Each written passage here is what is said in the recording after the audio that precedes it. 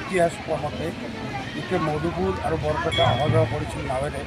আমাৰ এই নৈখনেদি অহা যোৱা কৰিছিল। এই বটগছৰ তলত জিৰাইছিল আৰু তেতিয়াৰ পৰা ইয়াত মানুহবিলাকে আমি পুৰণি বুঢ়া মানুহবিলাক আমাৰ মাজত আলোচনা কৰি আমাৰ ইয়াত নামঘৰ কৰা বুলি আৰু ধৰ্ম ৰক্ষা কৰাৰ কাৰণে এই নামঘৰটো স্থাপন কৰে। মানে আপোনাৰ এই নামঘৰৰ ওচৰতে এটা মানে বহুত ঐতিহাসিক এটা বটগছ আছে, হয়। ইয়াতে মানুহে কেতিয়াবা কেতিয়াবা চাব আহে বা সেই হিচাপে আপোনাৰ এই নামঘৰটো কেনেকুৱা উন্নত হ'ব লাগিছিল আৰু ৰাইজৰ কেনেকুৱা সঁহাৰি পাব লাগিছিল, পাইছিলে নেকি?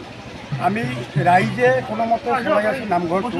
আমি এই মিডিয়াৰ জগতে মিডিয়াক ধন্যবাদ জনাওঁ আৰু মিডিয়াৰ জগতে চৰকাৰক জনাব খোজোঁ যে আমাৰ এই গৰীব দুখীয়া অঞ্চলত যিখিনি ধৰ্ম ৰক্ষাৰ কাৰণে আমি নামঘৰ পাতিছোঁ, এইখিনিক সজাগ উন্নত কৰাৰ কাৰণে আমি চৰকাৰক কৰদৰে অনুৰোধ কৰিছোঁ।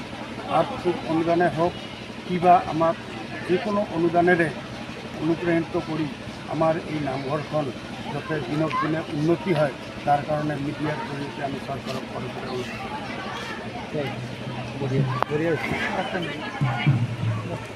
কৰিছোঁ।